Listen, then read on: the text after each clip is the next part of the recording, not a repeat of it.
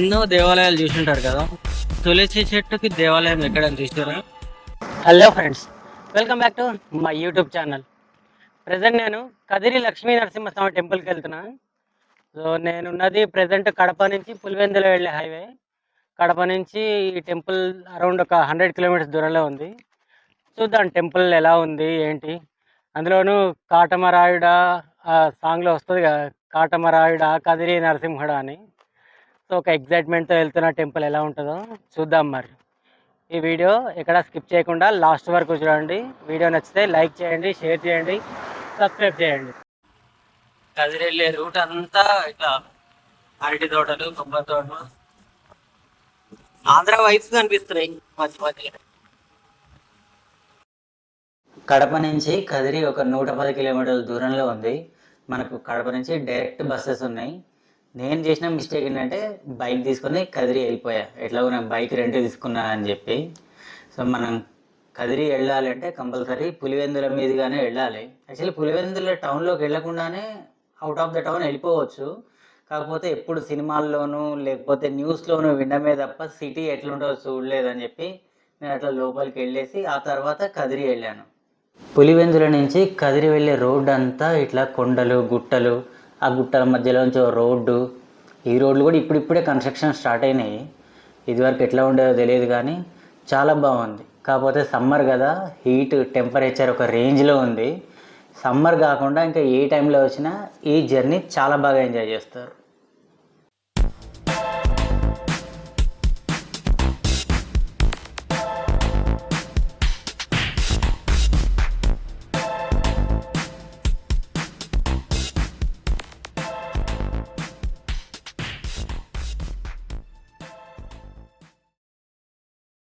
కదిరిలో famous ఏదైనా ఉంటే ఇది రథోత్సవమే. ఈ రథం లాగడానికి జనాలు తండోపతండాలుగా వస్తారు. అప్పుడప్పుడు తొక్కిసలాటలు కూడా జరుగుతూ ఉంటాయి. ఇంకా నేను టెంపుల్ రీచ్ అయ్యేసరికి మధ్యాహ్నం 12 అయింది. మంచి సూర్యుడు నడినెత్తిన ఉండేసరికి టెంపుల్కి వెళ్ళాను. అండ్ టెంపుల్ 12 o'clock క్లోజ్ చేస్తారేమో అనుకున్నా కానీ అదేం కాదు. ఇది మార్నింగ్ నుంచి మార్నింగ్ 4:30 నుంచి ఈవినింగ్ 8 o'clock వరకు ఓపెన్లోనే ఉంటుంది. టెంపుల్ అట్మాస్ఫియర్ చాలా బాగుంది. అండ్ టెంపుల్ చుట్టూ ఇట్లా షెడ్లు వేసి భక్తులకు ఎక్కడ ఇబ్బంది కలగకుండా, ఎండ పడకుండా, అసలు ఏ ఇబ్బంది తెలియకుండా చాలా బాగా మెయింటైన్ చేస్తున్నారు.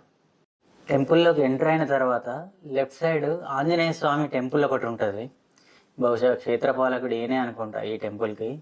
సో అండ్ పక్కనే స్వామివారి వంటశాల ఒకటి ఉంటుంది. ఇక్కడే స్వామివారి నైవేద్యం అవన్నీ రెడీ చేస్తూ ఉంటారు.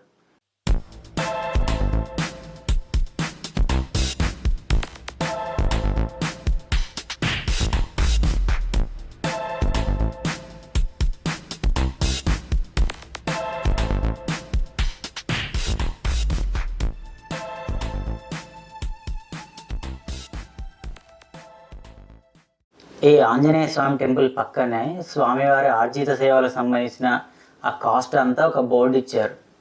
అండ్ ఆ పక్కనే గోవిందరాజ స్వామి టెంపుల్ ఒకటి ఉంది. నరసింహస్వామి టెంపుల్లో గోవిందరాజ స్వామి టెంపుల్ ఇంకోటి ఉండడం నేను ఫస్ట్ టైం చూస్తున్నా. అండ్ అట్లాగే ఈ గోవిందరాజ స్వామి టెంపుల్ ముందే ఇట్లా నేల మీద నాగదేవతల బొమ్మలు అవి ఉన్నాయి. కుర్రోడు ఎవరో తొక్కద్దన్న అని తెగ తొక్కుతున్నాడు పిల్లోడు. తెలియదు, పెద్దవాళ్ళు చెప్పినా వాడికి అర్థం కావట్లా. మనకి ఇక్కడ ఎదుర్కొండా కనిపించేది ఆ దర్శనం లైన్. అది ఫ్రీ దర్శనం లైన్ చాలా ఎక్కువైపోయింది. అండ్ నేను వచ్చేసరికి దర్శనం లైన్ చాలా తక్కువ ఉంది. దర్శనం కూడా 15-20 minutesలో అయిపోయింది. అండ్ మనకి ఇక్కడ కనిపించే ఉత్సవ విగ్రహాలు, వీటిలోనే ఆ రథం మీద పెట్టి ఊరేగిస్తారు. ఊరంతా ఊరేగించి ఆ తర్వాత టెంపుల్కి తీసుకొస్తారు. అండ్ టెంపుల్లో బయట లోపల కూడా ఈ టెంపుల్ ఎలా వెలిసింది, స్వామివారి ఇక్కడ ఎట్లా వచ్చారు అనేది ఒక సైన్ బోర్డ్స్ ఉన్నాయి. ఇందాక చెప్పాను కదా, ఇదంతా ఫ్రీ దర్శనం లైన్. సపరేట్ ప్రత్యేక దర్శనానికి ఎవరు వెళ్ళట్లేదు అసలు. ఎందుకంటే క్రౌడ్ కూడా చాలా తక్కువనే ఉంది. మోస్ట్లీ ఇంత పెద్ద లైన్ ఉన్నా ఒక 1/2 hour నుంచి 1 hour లోపల దర్శనం అయితే అయిపోతుంది.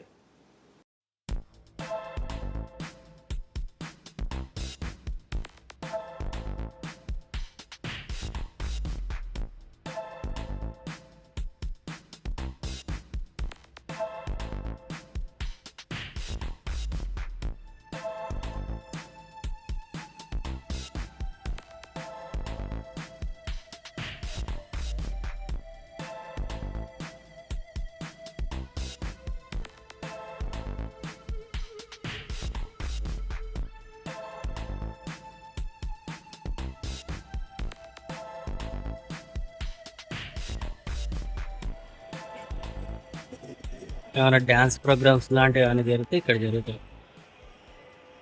అది బ్రహ్మోత్సవాలు అప్పుడు అవుతూ ఉంటాయి కదా డ్యాన్స్ ప్రోగ్రామ్స్.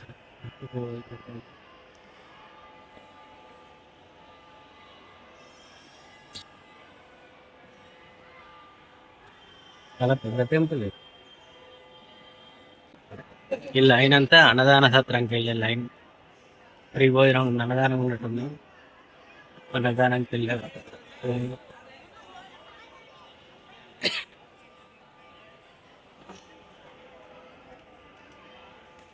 ఇదిగోండి ఇక్కడ స్టార్ట్ అయింది అన్నదానంకి వెళ్ళే లైన్. ఇంకా టికెట్లు ఇవ్వలేదు, జనాలు లైన్లో వెయిట్ చేస్తున్నారు.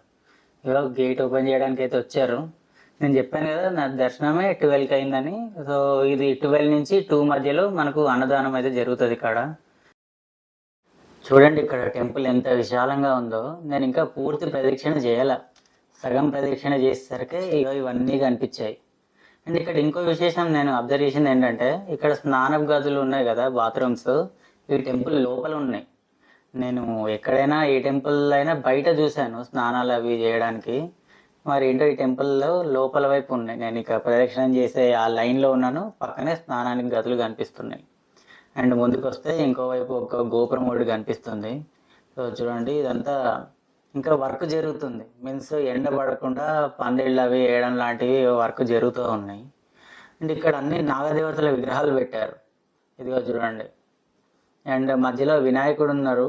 వినాయక స్వామి పక్కన నంది వాహనం ఉంది. జనరల్గా శివలింగం పక్కన నంది ఉంటుంది కదా, కానీ ఇక్కడ వినాయకుడి పక్కన నంది ఉంది. మరి ఇక్కడ విశేషం ఏంటో తెలియదు కానీ. సో అండ్ ఇక్కడ మాత్రమే దీపాలు పెట్టుకోవాలని చెప్పి సపరేట్గా బోర్డు పెట్టారు. అండ్ చుట్టూ స్టాండ్స్ కూడా ఇచ్చారు. భక్తులు ఎవరైనా దీపం లాంటివి పెట్టుకోవాల్సి వస్తే ఇక్కడే పెట్టుకోవాలి, ధ్వజస్తంభం దగ్గర పెట్టద్దు అని క్లియర్గా ఇండికేషన్ ఇచ్చి నోటీస్ బోర్డు పెట్టారు.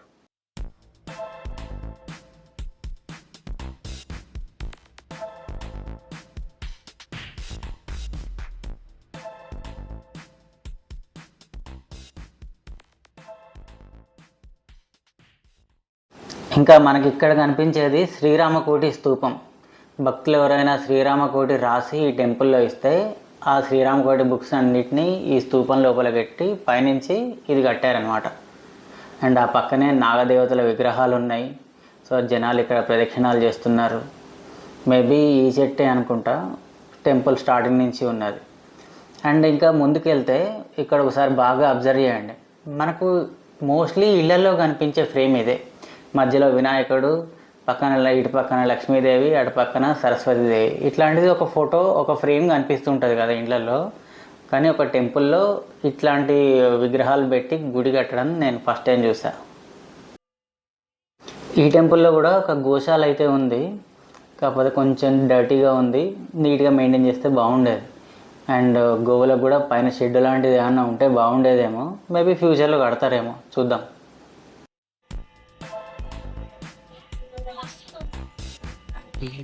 ముడుపులు చెల్లించే చెట్టు ఒకటి ఉంటుంది కదా ప్రతి ఆలయంలో, చెట్టు నాగదేవతల విగ్రహాలు, దీపాలు పెట్టుకోవడానికి. ఇక్కడ కూడా దీపాలు పెట్టుకుని చాలా మంది.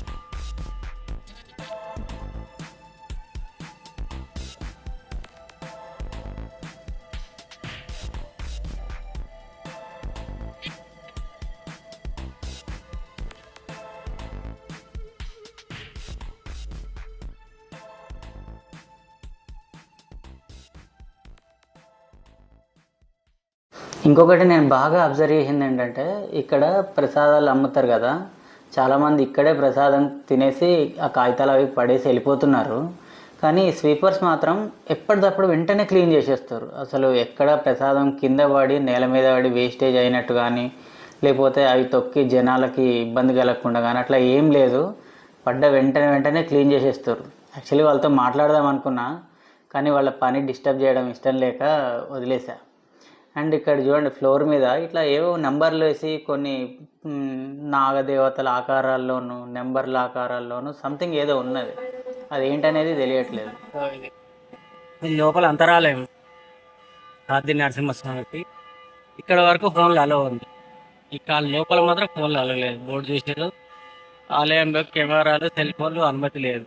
మనకు మీన్స్ అంతరాలయం బయట నా ఫోటోలు, వీడియోలు తీసుకోవడానికి ఛాన్స్ ఉంది.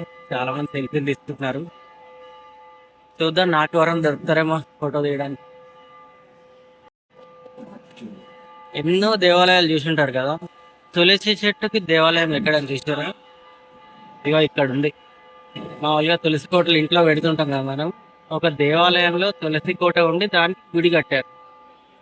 ఓ,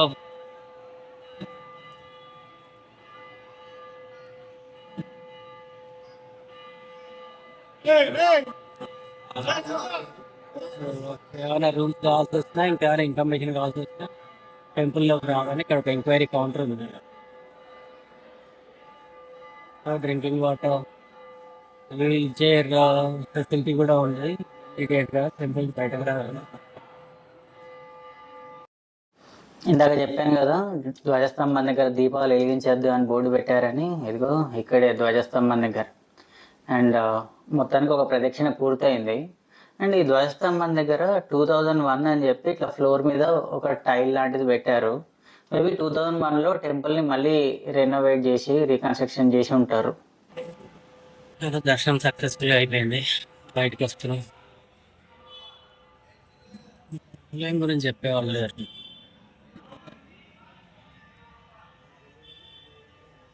బయట 2 మండపాలు ఉన్నాయి. తిరుపతిలో గొల్ల మండపం ఎట్లా ఉందో అట్లాంటి పెద్ద మండపం ఉంది. కానీ ఇదేంటో తెలియదు, దాని చరిత్ర ఏంటో ఎవరికి తెలియదు. ఇక్కడ కూడా ఒకటి ఉంది. ఏదైనా రాసుంటే బాగుంది. దట్స్ ఆల్ ఫ్రెండ్స్, దర్శనం అయితే చాలా బాగా జరిగింది. టెంపుల్ కూడా చాలా బాగుంది. ఈ వీడియో మీకు ఎలా అనిపించిందో కామెంట్ బాక్స్లో కామెంట్ చేయండి. అంతవరకు వీడియోని లైక్ చేయండి, షేర్ చేయండి, సబ్స్క్రైబ్ చేయండి.